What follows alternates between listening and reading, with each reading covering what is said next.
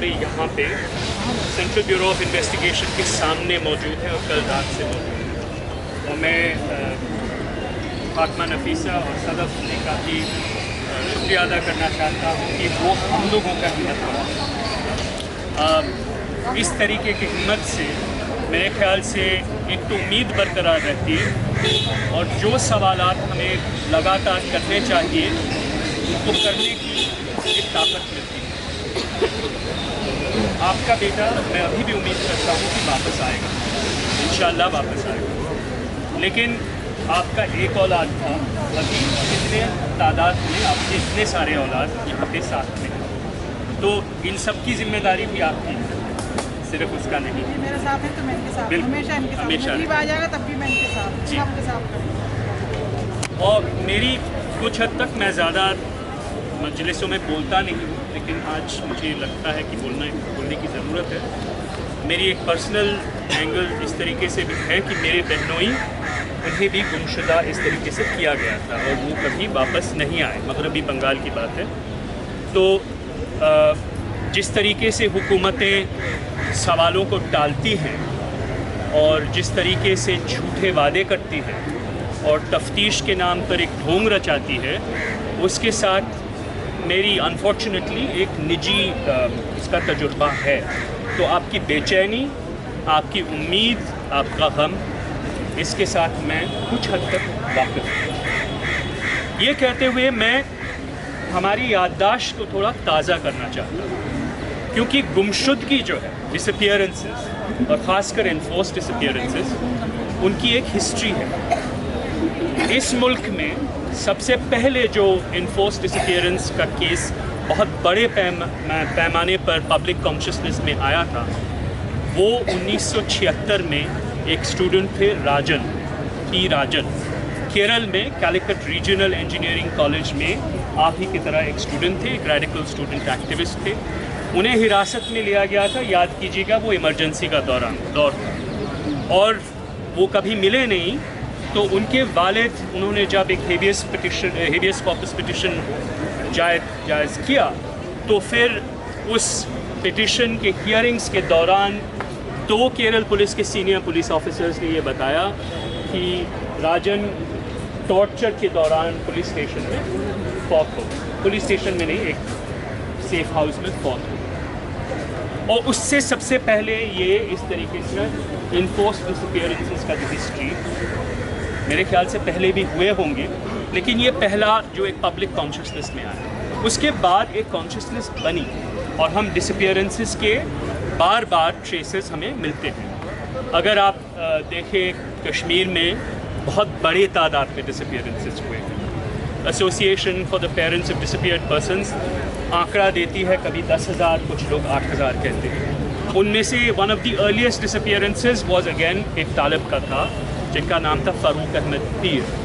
वो भी अपने घर से कहीं और जा रहे थे, कॉलेज की तरफ जा रहे थे। कोई कह रहा है कि उसकी आंट के घर जा रहे थे और उन्हें पिकअप किया गया। वो आज तक वापस नहीं, मार्च 1994 की बात है, 1994 से आज तक वो लापता है। बंगाल में कई डिसअपीयरेंसेस हुए हैं और यूनिवर्सिटीज़ के बनिस्बत ये भी कहा जाता है कि कैलकटा यूनिवर्सिटी के assistant controller of examinations Mrs Manisha Mukherjee, उनका डिसअपीयरेंस सितंबर 1998 से।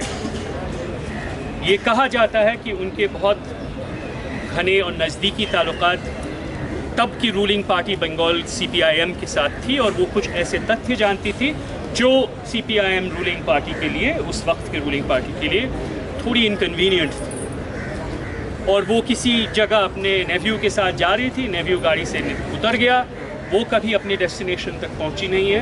वो केस बार बार कोल्ड केस के नाम से बंद किया जाता है, फाइल फिर खुलती है, फिर बंद किया जाता है। लेकिन वहाँ भी जिन लोगों के साथ ताल्लुकात के एलिगेशंस थे, जिन लोगों के बारे में जानकारी उनके पास थी, उनके साथ कभी इन्वेस्टिगेशन नहीं हुई। तो ये तो सच बात है कि हमारी आज की जो हुकूमत है वो एक बहुत ही शैतानी हुकूमत है, इसमें मुझे कोई दो राय नहीं है। लेकिन चाहे कांग्रेस हो या लेफ़्ट पार्टीज़ के चलाए गए सरकार हो, उन सरकारों ने भी इस तरीके के, या गवर्नर्स रूल जैसे कश्मीर में था, इन सब इलाकों में एनफोर्स डिसअपीयरेंसेस के केस बार बार आते रहते हैं। हमें पूछना चाहिए कि क्यों आते रहते हैं। हमारी यूनिवर्सिटीज़, हमारी दानिशगाहें जिन्हें रोशन ख्याली के लिए एक जगह मुद्दा किया गया है, वहाँ पे हुकूमत और तरह तरह के हुकूमतों को इतनी थ्रेट्स क्यों सामने आती है कि कोई एक्टिविस्ट स्टूडेंट है वो डिसअपीयर कर जाता है,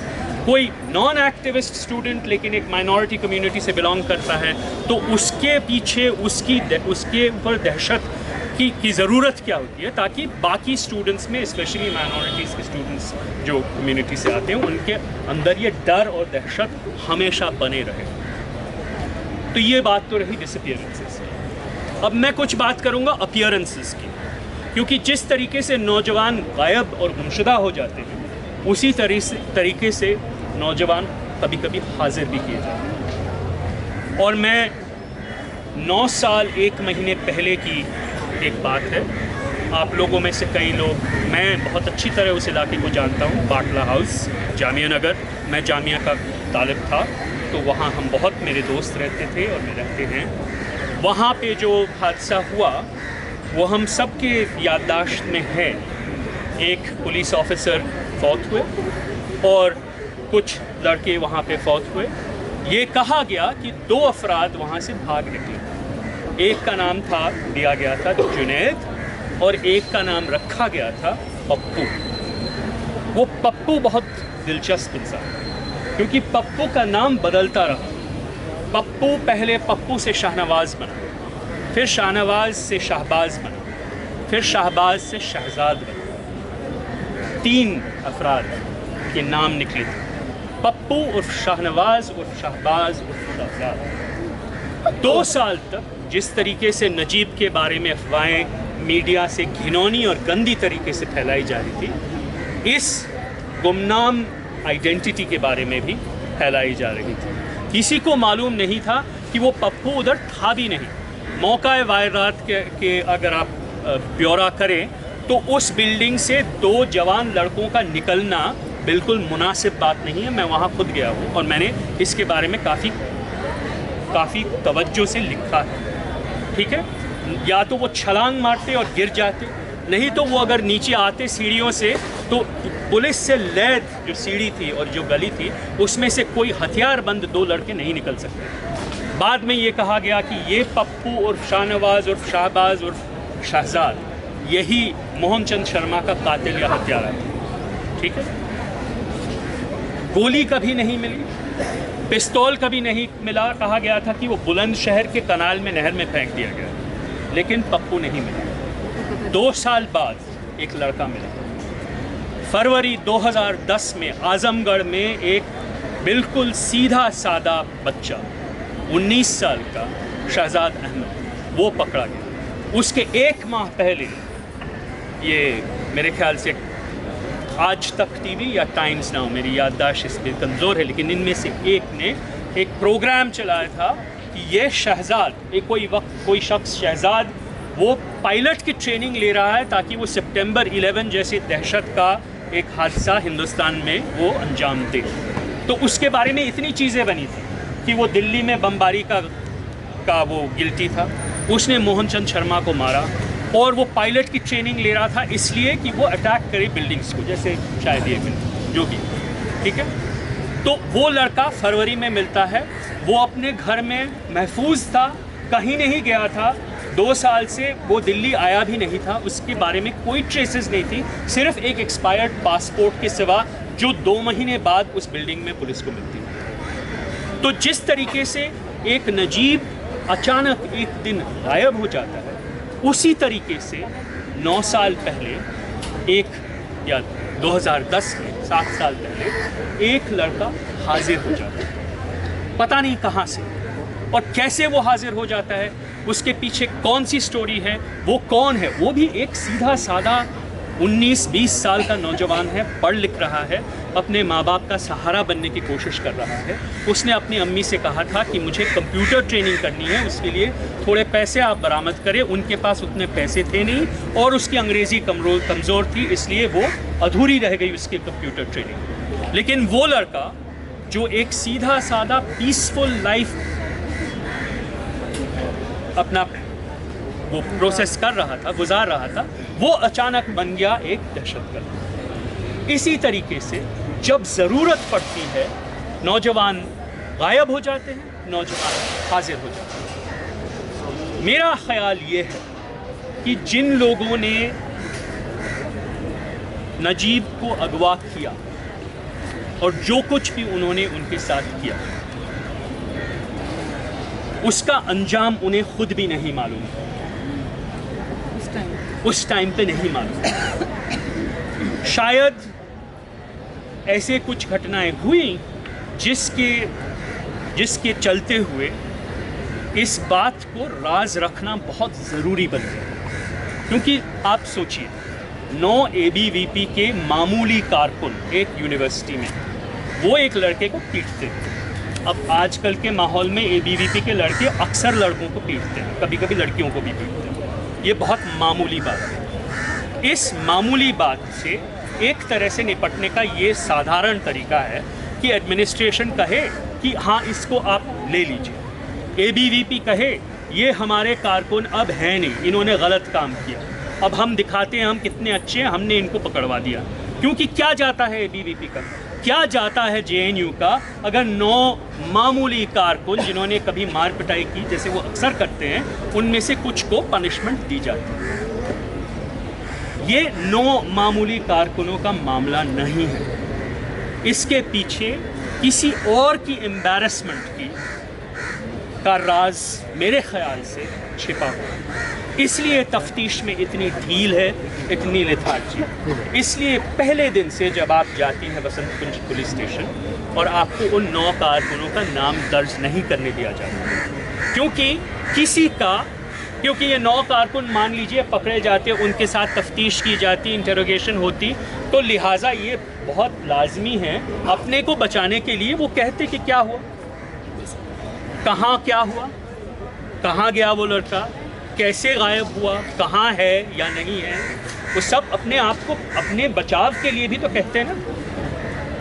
उस कहने से किसी को बहुत दिक्कत है, क्योंकि शायद, और मैं अपने तजुर्बे से ये कह रहा हूँ, क्योंकि मैंने एक गुमशुदगी के केस को पर्सनली बहुत क्लोज फॉलो किया, वहाँ भी मैं जानता था कि उनके लापता होने के बारे में अगर खुलासा हो जाए तो मगरबी बंगाल की सरकार और हुकूमत के आला अफसरान के बहुत दिक्कतें आएंगी। इसलिए ना तो वो तब तफ्तीश की गई थी जब CPIM led left front government था, और ना आज की जा रही है जब तृणमूल कांग्रेस लेड गवर्नमेंट है। क्योंकि पार्टियां और सरकारें बदलती रहती है, लेकिन पुलिस, आला हुकूमत, खुफिया पुलिस, डीप स्टेट, इनकी इंटरेस्ट काफ़ी हद तक चलती रहती है। और अलग अलग पार्टी जो यहाँ पे आके शायद बयानबाजी भी करते हों, वो खुद जब हुकूमत में आते हैं तो उन्हीं इंटरेस्ट को चलाते रहते हैं। इसीलिए आप देखें कि जिस होम सेक्रेटरी ने कहा था कि RSS एक टेररिस्ट ऑर्गेनाइजेशन है और इशरत जहान के केस में बहुत बढ़ चढ़ के बातें की थी, वो आज BJP के कैबिनेट में मिनिस्टर है। ठीक है, मतलब इनको ये इतनी दिक्कत नहीं हुई अपने स्टैंड को 180 या 360 डिग्रीज बदलने में, और न किसी पार्टी को दिक्कत हुई उन्हें स्वीकार करने में। तो मेरे ख्याल से हमें सबसे पहले ये समझ लेना चाहिए कि जिसकी मुखालफत हम कर रहे हैं वो एक बहुत बड़ी और गहरी चीज़ है, उसके राज बहुत गहरे हैं और वो डरी हुई है। वो आज आप पे कुछ नहीं कर रही है यहाँ पे, क्योंकि ये बहुत डरे हुए हैं। इनकी निकम्मापन, इनकी गैर जिम्मेदारी आपको 2-3 दिन पहले जब आरुषि केस में बरी हुए लोग, उनके बारे में पता चला। सेम से ये अंदर से खोखला, इरोडेड, एक बिल्कुल इरेस्पॉन्सिबल स्टेट है जो अपने आप को भी नहीं संभाल पाते और हमेशा अपने आप को बचाने की कोशिश में दूसरों पर दिक्कतें सौंपते हैं। मैं दीगर मुल्कों में, क्योंकि मेरा सफ़र करने का कई बार अपॉर्चुनिटीज़ आते हैं, मैंने देखे हैं ग्वाटेमाला जैसा एक छोटा मुल्क, वहाँ पे डिसअपीयरेंसेस के 20 साल की हिस्ट्री, 80,000 लोग इनफोर्स डिसअपीयरेंस हुए और उनकी शुरुआत हुई थी ordinary students of Guatemala city university के साथ। उनके रिकॉर्ड्स मैंने देखे, क्योंकि जब कोई डिसअपियर होता है ना तो रिजल्ट्स भी दिखाने पड़ते हैं, क्योंकि जब कोई नीचे का अफसर कुछ करता है या नीचे का कोई कारकुन कुछ करता है, उसे भी साबित करना पड़ता है कि मैंने कुछ किया। इसलिए आपको पता होगा कि कश्मीर के फेक एनकाउंटर्स जो भी होते हैं, जहाँ पे आर्मी के मेजर्स कभी कभार सजा के लाश को रख देते हैं बर्फ़ पे और उनकी फोटोग्राफी करते हैं, वो बाद में निकल आती है, क्योंकि वो उस फोटोग्राफ के बदले में उनको तमगा मिलता है। इसलिए ये स्टेट इतनी जाहिल भी है कि अपने कारनामों का रिकॉर्ड कहीं ना कहीं रखती है, और इनको डर है कि ये सब बातें निकल आएंगी, एक ना एक दिन ज़रूर निकल आएगी। एक ना एक दिन अगर आप देखें, इशरत जहान के कत्ल का जिम्मेदार जो आदमी अभी ऊंचे ओहदे पर बैठा हुआ है, वो एक ना एक दिन ज़रूर हिरासत में। क्योंकि मुझे पता नहीं कि गुजरात के दंगों के बारे में इतना पुख्ता सबूत हमारे पास है या नहीं, लेकिन इशरत जहान के कत्ल के बारे में बहुत पुख्ता सबूत हैं। वो असल में इस इदारे के अंदर है, क्योंकि सीबीआई इन्वेस्टिगेशन हुई और सीबीआई इन्वेस्टिगेशन में आखिरी स्टेज में जाके कदम पीछे हटा लिया, क्योंकि तब दूसरी पार्टी की सरकार थी, लेकिन उन्हें भी ज़रूरत थी कि जो बड़े बड़े आला बाद के होने वाले वज़ीर आज़म, उनको भी कहीं ना कहीं खुश रखा जाए। ठीक है, ये एक दूसरे को खुश रखते हैं, और इसलिए आप लोगों को इस जद्दोजहद में बहुत समझदारी के साथ, संयम के साथ, पेशेंस के साथ आगे बढ़ते रहना चाहिए। मैं हम सब बहुत से हमारे दोस्त हैं, शैला राशिद जो JNU-SU की पहले वाइस प्रेसिडेंट रही है, वो यहाँ पे दिल्ली में मौजूद नहीं है, लेकिन उन्होंने एक चीज़ लिखा था कुछ, मतलब मेरे ख्याल से पिछले साल, जो मैं आपको पढ़ के सुनाना चाहता हूँ, क्योंकि मेरे ख्याल से वो अगर यहाँ होती तो हमारे साथ होती, अगर कुछ बोलती भी नहीं फिर भी हमारे साथ होती। और उनका ये एक छोटा सा स्टेटमेंट है जो काफिला में आया था, और ये उस दिन के बाद लिखा गया था जिस पिछले साल आप लोगों ने दिवाली मनाई थी JNU में। आप सब लोगों ने रोशन किया था JNU के आलम को दिया जला के, कि नजीब के लिए याददाश्त ताज़ा रहे, दिवाली आने वाली है। मेरे ख्याल से हमें फिर से वही दिए फिर से जलाने होंगे, और शायद JNU में वहीं जलाने होंगे जहाँ पर आजकल कुछ नहीं किया जाता। गमलों को सजा दिया जा सकता है दियों से, ताकि गमले रोशन हो। ठीक है, तो उस दिवाली के बाद उन्होंने ये लिखा था, hope is what binds the movement for Najeeb's return together. Hope is what makes Najib's devastated mother stand outside the Delhi police headquarters or outside the JNU administration block seeking justice. Another mother, Parveena Ahangar, founder of the Association of Parents of Disappeared Persons in Jammu and Kashmir, has turned hope into a movement, a campaign to bring back the loved ones of the waiting families affiliated to her association. Perhaps associating and relating to one another's agony makes the pain bearable and allows one to fight back. She is a mother not only to her missing son, but to over 15,000 youth who have disappeared in Kashmir over the past 2 decades or so. Just as aap in sab ki maan. Hope is not an entirely beautiful thing. It tires you and it drains you. It stops you from giving up, but also stops you from moving on. Hope turns into resistance precisely because it stops you from moving on. Moving on is an easy choice. Not moving on is a hard choice and an informed choice. It is when you decide not to move on that you connect the personal to the political. Every morsel of food that you take, every comfort of life that you may enjoy, shelter, warmth, the cool breeze of a fan, you tend to think whether the same is available to your missing friend, your missing co-student, or your missing son. This is what makes an activist out of your ordinary self. That moment when you think of your fellows while accessing the basic comforts of life is the moment that turns you into an activist. Thinking of others' plight while living your life is what characterizes that person. कुछ ही दिन पहले मैंने Indian express के सफ़े में देखा था कि एक और नजीब की खबर आई। केरला से एक लड़का नजीब गायब है। उसने अपने अम्मी को खत लिखा है कि मैं अब दैश में शामिल हो गया।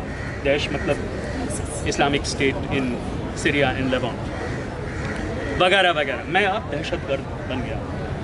वो केरला का एक नजीब है या नहीं, सच है या नहीं, हम इस बारे में नहीं जानते, लेकिन वो है केरला का एक लड़का। उसके बाद लगातार टीवी चैनलों ने उस नजीब और हमारे JNU के नजीब को कंफ्यूज करना शुरू किया। टाइम्स नाउ ने खबर चलाई जिसमें JNU के स्टूडेंट्स जैसे शैला, कन्हैया कुमार और भी लोगों का जिक्र करते हुए, क्योंकि शैला और दूसरे छात्र, आप सब ने फेसबुक पोस्ट्स लिखे हैं और मैसेजेस लिखे हैं और ब्लॉग्स लिखे हैं, आप सब ने किया। उन्होंने कहा where are the supporters of Najeeb now.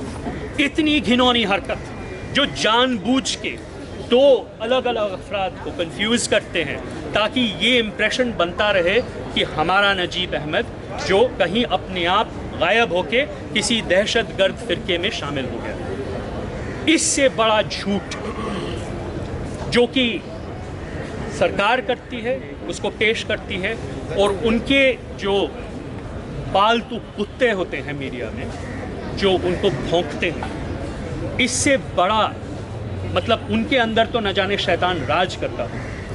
वो तो सिर्फ रोक नहीं रहा है, वो तो उन्हें उकसा रहा है कि और झूठ बोलें आप। ठीक है, हमें इस बात की समझ रहनी चाहिए और हमें अपना होप, हमारी उम्मीद और हमारा गुस्सा और हमारी मोहब्बत और हमारे अरमान, इन सबको कायम रखना चाहिए। इस दिवाली भी आप दिए जलाएं, अभी भी मुहर्रम का महीना बाकी है, तो इसलिए हम याद भी करते हैं, मातम भी मनाते हैं और दिया भी जलाते हैं, हम अलम भी निकालते हैं और हम उम्मीद रखते हैं कि हमारी याददाश्त कभी कमेगी नहीं। शुक्रिया।